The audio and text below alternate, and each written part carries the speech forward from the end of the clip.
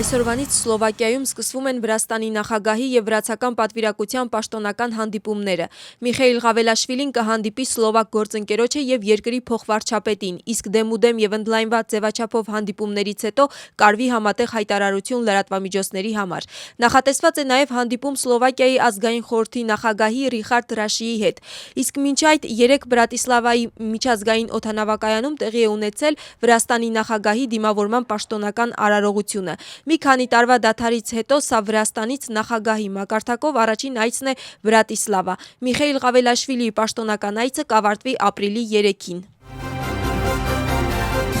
Վաղը Պատրիարքարանում տեղի կունենա Սուրբ Սինոդի նիստ Տերշիոյի հրավերով։ Հավաքը գովազդված է ժամը 12-ին։ Նիստի նպատակն է քննարկել այն կազմակերպչական հարցերը, որոնք դուրս գրված չեն Վրաստանի ուղղափառ եկեղեցու կառավարման դրույթով, այդ թվում Սինոդի հետագա նիստերի եւ ընդլայնված ժողովի հետ կապված լրացուցիչ մանրամասները, ինչպես նաեւ ժողովի անցկացման վայրը, պատվիրակների հրավիրման ընթացակարգը եւ այլ անհրաժեշտ հարցեր։ Տեղեկությունը տարածել է Պատրիարքարանի հասարակության հետ կապերի ծառայությունը։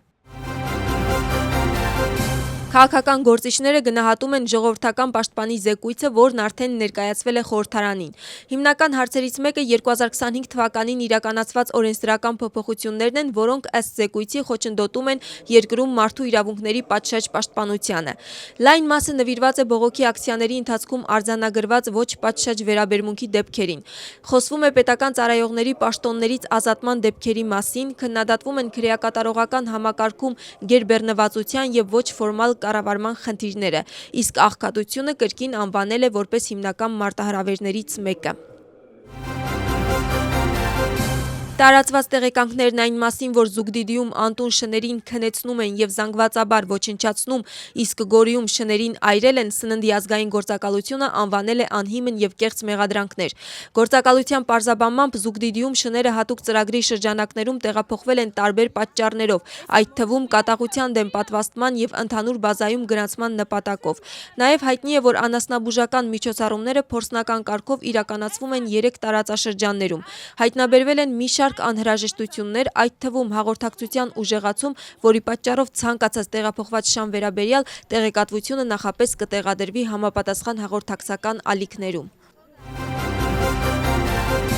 Իրանի նախագահի հայտարարությամբ ԱՄՆ-ի հետ հնարավոր է եւ առճակատում եւ հարաբերություններ։ Մասուդ Փեզեշքյանը հայտնում է, որ Իրանը կդիմանա ԱՄՆ-ի կողմից ցանկացած ագրեսիայի։ Փեզեշքյանը Իսրայելին մեղադրել է Իրանի դեմ պատերազմում ԱՄՆ-ին ներքաշելու մեջ եւ նշել, որ Ամերիկան պատերազմ է մտել որպես Իսրայելի ներկայացուցիչ։ Նա նաեւ հարց է տվել. իսկապես Ամերիկան առաջին հերթին սկզբունքը մտնում է ԱՄՆ-ի կառավարության ներկայիս առաջնահերթությունների մեջ։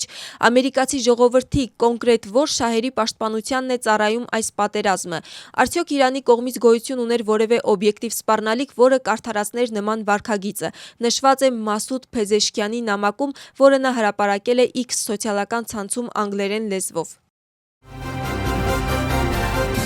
Հայաստանի վարչապետը հայտարարել է, որ Հայաստանի եւ Ռուսաստանի միջև հարաբերությունները երբեք չեն դրվել եւ չեն դրվի հարցականի տակ Եվրամիության հետ Երևանի համագործակցության պատճառով։ Ռուսաստանի նախագահի հետ հանդիպման ժամանակ Նիկոլ Փաշինյանը նաեւ զրուցել է Ադրբեջանի հետ հարաբերությունների կարգավորման մեջ Մոսկվայի կարևոր դերի մասին։ Իսկ Ռուսաստանի նախագահը հայտարարել է, որ Երևանը չի կարող միաժամանակ լինել երկու տնտեսական միություններում՝ Եվրամիությունում եւ Եվրասիական տնտեսական միությունում։